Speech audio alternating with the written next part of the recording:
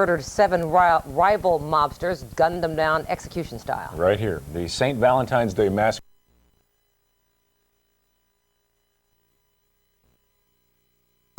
Toyota, moving forward. 77 years ago, Al Capone's henchmen murdered 7 rival mobsters, gunned them down execution style. Right here, the St. Valentines Day Massacre gave Chicago that rat-a-tat-tat reputation we're still trying to live down. Yet on this Valentine's Day, our Mark Saxenmeyer tells us that some Al Capone aficionados want to expose the mobster's sweet side. Capone and Cupid? Who knew? It's one of Chicago's secrets. What secrets did Al Capone take to his grave? Put your mitts up.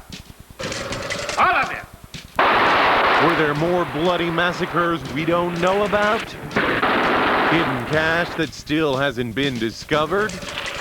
Bygone bootlegging, brothels, gambling, corruption that only now is coming to light? I think people are going to want to see, well, wait a minute, Al Capone had a good side? A good side? Well, that's what Rich Larson and Ron Cartman say. They're the producer and director of The Other Side of Capone, a documentary which downplays the cold-blooded Capone in favor of that human, caring side. Through reenactments, the film shows events like the aftermath of a drive-by shooting in which Capone does everything in his power to help an innocent bystander. No matter what's the cost, I'll take care of everything. No matter if it costs $1 million, you just make sure you send me the bill, okay? Okay. There are testimonials about how Capone started soup kitchens for the poor. If not for him, a lot of people would have starved. I mean, there were lines as long as the eye could see, and there was always a big sign that said donated by Al Capone and Associates. 91-year-old Frank Wojcik talks about seeing Capone spreading his wealth at a Catholic church procession. And here he is, he's got a lot of money in his hand, and his guards are there, and he hands them a bill, whether it's $20, $50, or $100 bill, to put up on the Blessed Virgin. And there are dramatizations. The whole Capone family was like that, just normal, friendly people. One of the last remnants of the Capone era is this house on South Prairie.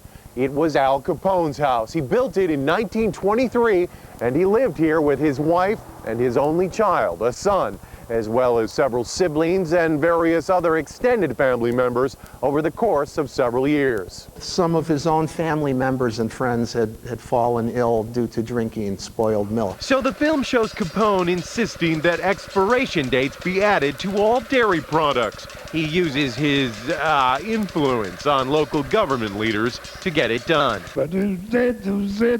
He brought the likes of Louis Armstrong up to perform in his clubs because he insisted on live musicians. Even Stalin had a wife and kids who loved him. John Binder, author of The Chicago Outfit, says past movies and books have touched on Capone's kindness and generosity. Thank you, Mr. Capone. But only briefly. I think he liked to be liked by people. And we're going to try and shoot at the actor studio. Still, the cast and crew admit that projecting anything positive about Capone is a tough sell. We're not trying to put a halo over the man's head or cover up the bad things he did.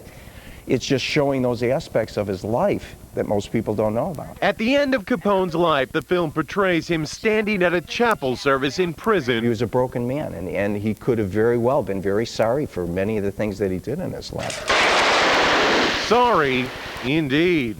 With the Fox Focus, Mark Saxenmeyer, Fox Chicago News. The documentary is half finished. Producers hope to have The Other Side of Capone completed by next fall.